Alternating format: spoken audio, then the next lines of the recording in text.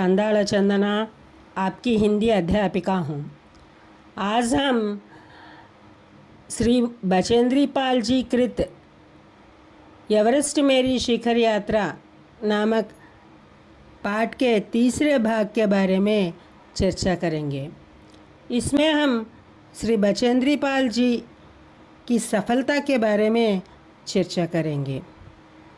आइए बच्चों, हम अब इस पाठ के मुख्य विभाग के बारे में जानेंगे। पाठ के मुख्य विभाग: पाठ का विश्लेषण, शब्द ज्ञान और व्याकरण। चलिए बच्चों, अब हम एक बार इस पाठ के अपेक्षित लक्ष्यों पर एक नज़र डालेंगे। अपेक्षित लक्ष्य: बच्चों, इस पाठ के द्वारा हम नीचे दिए लक्ष्यों को प्राप्त कर सकते हैं। लक्ष्य साधन में अभ्यास के महत्व को पहचान सकेंगे। बच्चे अपने रोमांचक अनुभवों को मौखिक और लिखित रूप में अभिव्यक्त कर सकेंगे। विपरीत या कष्ट के समय में होने वाली साहस भावनाओं पर चर्चा कर सकेंगे। व्याकरण अंशों का अभ्यास करके ज्ञान को स्थायी कर सकेंगे। लक्ष्य साधन में लिंग भेद का कोई प्रभाव नहीं होता, इसका स्पष्ट करेंगे। चलिए बच्चों, अब हम पाठ का विश्लेषण करेंगे। विश्लेषण: अचानक हवा की गति बढ़ती गई। इस कारण बर्फ के झोंके उड़ने लगे, दृश्य दिखना बंद हो गए। अचानक बचेंद्री ने देखा कि अब सामने कोई और ऊंची चढ़ाई नहीं है। ढलान एकदम सीधी नीचे चली गई है। 23 मई 1984 के दोपहर 1:07 वह एवरेस्ट की चोटी पर खड़ी थी। वह ऐसी पहली भारतीय महिला थी। एवरेस्ट चोटी पर दो व्यक्तियों के साथ खड़े होने की जगह भी नहीं थी। सामने हज़ारों मीटर लंबी ढलान थी। उन्होंने पहले बर्फ़ के फावड़े से जगह बनाकर स्वयं को सुरक्षित किया। फिर घुटनों के बल बैठकर माथे को बर्फ़ से लगाकर सागर माथे के ताज को छूमा। उसने अपने थैले से दुर्गा माँ का चित्र और हनुमान चालीसा निकाला, उन्हें लाल कपड़े में लपेटा, थोड़ी सी पूजा करके उन्हें बर्फ़ में दबा दिया। इस रोमांचकारी क्षण में उसे माता पिता की बहुत याद आई। उसने अपने रज्जू नेता अंगदोर जी के प्रति आदर प्रकट किया। अंगदोर जी ने उसे गले से लगाकर बधाई दी। कुछ देर बाद सोनम पुलजर पहुँचे। उन्होंने फ़ोटो लिए। लाटू ने कर्नल खुल्लर को चारों पर्वतारोहियों को चोटी पर खड़े होने की सूचना दे दी। कर्नल खुल्लर ने बधाई देते हुए कहा, मैं तुम्हारे माता पिता को बधाई देना चाहूँगा। देश को तुम पर गर्व है। अब तुम जो नीचे आओगी तो तुम्हें एक नया संसार देखने को मिलेगा। चलिए बच्चों, अब हम इस पाठ के कठिन शब्दों के अर्थ समझने की कोशिश करेंगे। शब्दार्थ: संतुलन, बराबर का भार बनाए रखना। आपूर्ति, देने की क्रिया। सपाट, सीधा। दृश्यता, दिखाई देने का गुण। टेंकू, नोक। रज्जू नेता, रस्सी के सहारे आगे बढ़ने वाला व्यक्ति। अनूठी, अद्भुत। उपलब्धि, प्राप्ति। बच्चों, अब पूछे गए प्रश्नों के सही उत्तर देने की कोशिश कीजिए। आपूर्ति शब्द का अर्थ क्या है? अ, असंपूर्ण। आ, पढ़ना। ई, मिलना। ई, देने की क्रिया।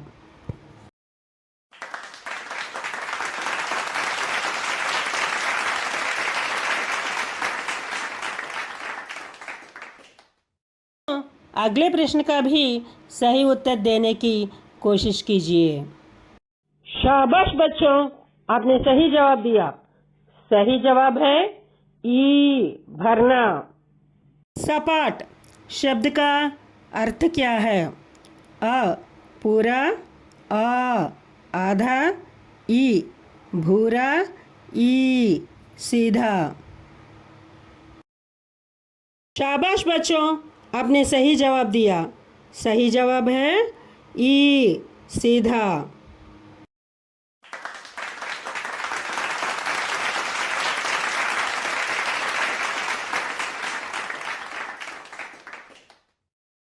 अगले प्रश्न का भी सही उत्तर देने की कोशिश कीजिए। मुट्ठी शब्द का अर्थ क्या है? अ साधारण, आ अद्भुत, ई असाधारण, ई उचित। शाबाश बच्चों, आपने सही जवाब दिया। सही जवाब है ई, उचित। अगले प्रश्न का भी सही उत्तर देने की कोशिश कीजिए।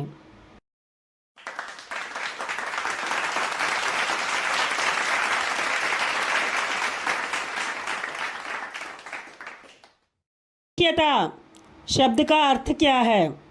अ प्यार करना, आ दिखाई देने का गुण, ई सुनना, ई देखना। बच्चों, आपने सही कहा। सही जवाब है अ दिखाई देने का गुण।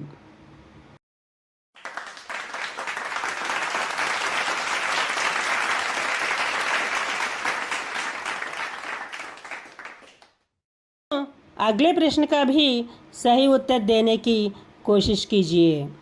संतुलन शब्द का अर्थ क्या है? अ असंतुलन, आ बराबर का भार बनाए रखना, ई समानता, ई असमानता। बच्चों, आपने सही जवाब दिया। सही जवाब है अ बराबर का भार बनाए रखना। अगले प्रश्न का भी सही उत्तर देने की कोशिश कीजिए।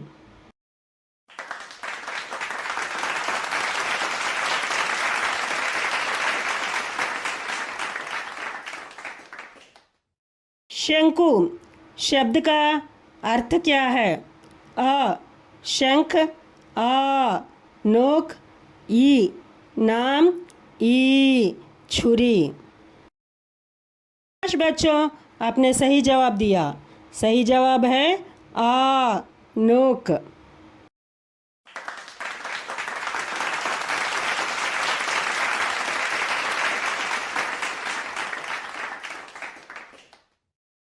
अगले प्रश्न का भी सही उत्तर देने की कोशिश कीजिए। जितेंद्र ने एवरेस्ट पर पहुंचकर सबसे पहले क्या किया?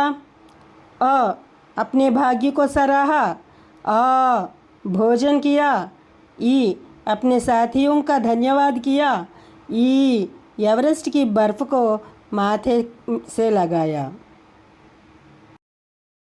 बच्चों, आपने सही कहा। सही जवाब है ई एवरेस्ट की बर्फ को माथे से लगाया।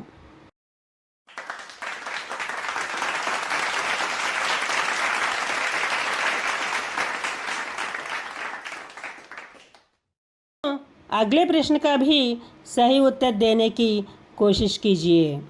अपने जीवन की महत्वपूर्ण उपलब्धि किस दिन पाई थी? अ 18 मई 1984, 23 मई 1984, 16 मई 1984, 20 मई 1984। बच्चों, आपने सही जवाब दिया। सही जवाब है 23 मई 1984।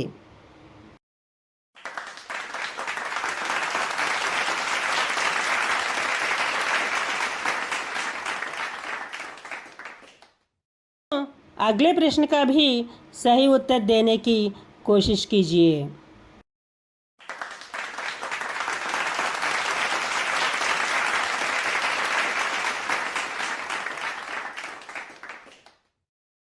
अगले प्रश्न का भी सही उत्तर देने की कोशिश कीजिए।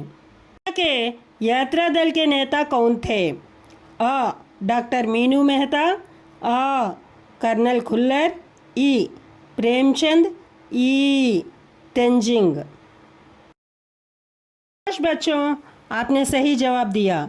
सही जवाब है आ. कर्नल खुल्लर।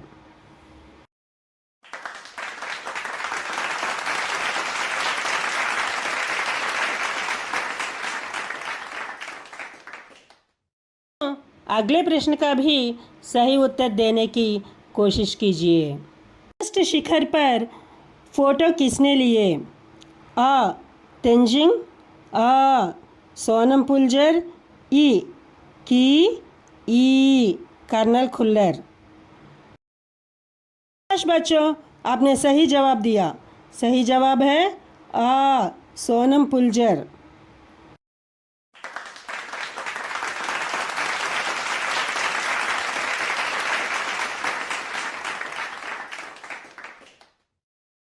अगले प्रश्न का भी सही उत्तर देने की कोशिश कीजिए। इंद्री अपने साथ हनुमान चालीसा ले गई थी। अ. सही, अ. गलत। शाबाश बच्चों, आपने सही जवाब दिया। सही जवाब है अ. सही।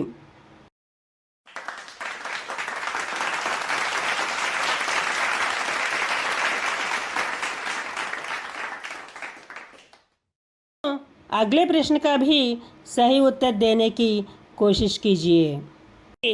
एवरेस्ट पर पहुंचने वाली पहली भारतीय महिला थी। अ. सही, अ. गलत। बच्चों, आपने सही जवाब दिया। सही जवाब है अ. सही। अगले प्रश्न का भी सही उत्तर देने की कोशिश कीजिए। इस पाठ में प्रयुक्त निम्नलिखित शब्दों की व्याख्या पाठ के संदर्भ में कीजिए। निहारा है, प्रसन्नतापूर्वक देखा है। व्याख्या: जब बचेंद्री पाल ने हिमालय की सुंदरता पर मुग्ध होकर उसे प्रशंसा के भाव से देखा तो उसके लिए निहारना शब्द का प्रयोग किया। धसकना: जब धरती का कुछ हिस्सा नीचे की ओर दब जाता है तो उसे धसकना कहते हैं। खिसकना: अपनी जगह से हटकर परे चले जाना। व्याख्या: हिमपात आने पर कभी कभी बड़े बड़े हिमखंड खिसक जाते हैं। सगरमाथा संसार का सबसे ऊंचा स्थान। व्याख्या: जिस स्थान से बचेंद्री पाल ने हिमालय की चढ़ाई आरंभ की वह समुद्र तल का सर्वोच्च स्थान है, इसलिए उसे समुद्र का माथा ठीक ही कहा गया है। जायज़ा लेना: जांच परख करना। व्याख्या: बचेंद्री पाल के अभियान दल के पहुंचने से पहले एक अग्रिम दल जाता था। वह सारी परिस्थिति का जायज़ा लेता था। नौसिखिया: नया नया, अनाड़ी, अनजान। व्याख्या: तेंजिंग के सामने बचेंद्री पाल ने स्वयं को नौसिखिया पर्वतारोही कहा। विराम चिन्ह। विराम चिन्ह: इतनी बड़ी सेना को देखकर वह सोचने लगा कि ज़रूर कोई बात रही होगी जो राजा अपनी सेना लिए जा रहे हैं। उसने एक सैनिक से पूछा, भाई, आपके राजा इतनी बड़ी सेना लिए कहाँ जा रहे हैं? ऊपर दिए अनुच्छेद में कुछ चिन्ह आए हैं, जैसे अल्पविराम, पूर्णविराम, उद्धरण चिन्ह, विस्मय सूचक चिन्ह और प्रश्नवाचक चिन्ह। इन चिन्हों को विराम चिन्ह कहते हैं। जो चिन्ह बोलते समय या पढ़ते समय रुकने का संकेत देते हैं उन्हें विराम चिन्ह कहते हैं। अब हम हिंदी के कुछ प्रमुख विराम चिन्हों को जानेंगे। पूर्ण विराम: वाक्य समाप्त होने पर इसका प्रयोग होता है, जैसे राजा घर गया। शीर्षक के पश्चात इसका प्रयोग होता है, जैसे राम का वनवास काल। जहाँ एक ही शब्द भेद के अनेक शब्दों के बीच योजक ना हो। जैसे उद्यान में हरे, पीले, नीले तथा सुनहरे फूल खिले हुए थे। अल्पविराम का प्रयोग किया जाता है। वाचक चिन्ह, यह चिन्ह प्रश्नवाचक वाक्य के अंत में लगता है। जैसे संसार में अधिक गेहूं कहाँ उत्पन्न होता है। योजक चिन्ह, समस्त पद को प्रकट करने के लिए इसका प्रयोग होता है। जैसे धीरे धीरे भाषा विकसित होने लगती है। अब तो दाल रोटी भी नहीं मिलती है। चिन्ह, किसी महत्वपूर्ण उक्ति को कहने में या उदाहरण देने में इसका प्रयोग होता है। सूचक चिन्ह, यह चिन्ह विस्मयादि बोधक अव्ययों, वाक्यांशों तथा वाक्यों के अंत में लगाया जाता है। जैसे वाह, तुमने बहुत अच्छा गाया है। बच्चों, अगले स्लाइड में हम शब्द और उसके प्रकार के बारे में चर्चा करेंगे। और प्रकार, परिभाषा, ऐसा स्वतंत्र वर्ण समूह जिसका एक निश्चित अर्थ हो शब्द कहलाता है। जैसे मनुष्य, घर, कलम, लता आदि। स्रोत के आधार पर शब्द के प्रकार, तत्सम शब्द, तद्भव शब्द, देशज शब्द, विदेशी शब्द। अब हम इन चारों प्रकार के शब्दों का परिभाषा जानेंगे। शब्द, जो शब्द संस्कृत के मूल शब्द के समान हिंदी में प्रयुक्त होते हैं तत्सम शब्द कहलाते हैं। जैसे रात्रि, गंगा, पुष्प, नीर आदि। तद्भव शब्द, परिभाषा, जो शब्द मूल संस्कृत शब्द से बदलकर हिंदी में प्रचलित हो गए वे तद्भव कहलाते हैं। जैसे रात, सपना, फूल, पानी आदि। देशज शब्द, जो शब्द ग्रामीण क्षेत्रों या जनजातियों में आवश्यकता अनुसार बना लिए जाते हैं वे शब्द हिंदी में प्रयोग किए जाते हैं देशज शब्द कहलाते हैं। जैसे पगड़ी, झाड़ू, लोटा, खिड़की आदि। विदेशी शब्द, जो शब्द दूसरी भाषाओं से आ गए हैं और जिनका हिंदी में प्रयोग किया जाता है विदेशी शब्द कहलाता है। जैसे कागज़, फुटबॉल, संतरा, काजू, रिक्शा, चाय आदि। इस पाठ में आए 10 अंग्रेजी शब्दों को चयन कर उनका अर्थ लिखिए। बेस कैंप, आधारभूत या मुख्य पड़ाव। ग्लेशियर, हिमनद, बर्फीली नदी। स्ट्रेचर, मरीजों को ले जाने का उपकरण। साउथ, दक्षिण। कुकिंग गैस, खाना पकाने का गैस। ऑक्सीजन, प्राणवायु। कुली, बोझा उठाने वाला। वाकी टाकी, बात करने का एक उपकरण। सिलेंडर, बेलनाकार बर्तन। थर्मस, ठंडा या गर्म रखने वाला बर्तन। आरोहण से संबंधित 10 चीज़ों के नाम लिखिए। ऑक्सीजन सिलेंडर, नायलॉन रस्सी, तंबू, टाकी, एल्यूमिनियम सीढ़ियाँ, नायलॉन बेल्ट वाले जूते, हेलमेट, आइस ग्लासेस। बच्चे, अब हम इस पाठ के द्वारा प्राप्त किए गए लक्ष्यों के बारे में जानेंगे। प्राप्त लक्ष्य। बच्चों, इस पाठ के द्वारा हम नीचे दिए लक्ष्यों को प्राप्त कर चुके हैं। लक्ष्य साधन में अभ्यास के महत्व को पहचान सके। बच्चे अपने रोमांचक अनुभवों को मौखिक और लिखित रूप में अभिव्यक्ति कर सके। विपरीत या कष्ट के समय में होने वाली सहज भावनाओं पर चर्चा कर सके। व्याकरण अंशों का अभ्यास करके ज्ञान को स्थायी कर सके। लक्ष्य साधन में लिंग भेद का कोई प्रभाव नहीं होता, इसका स्पष्ट कर सके।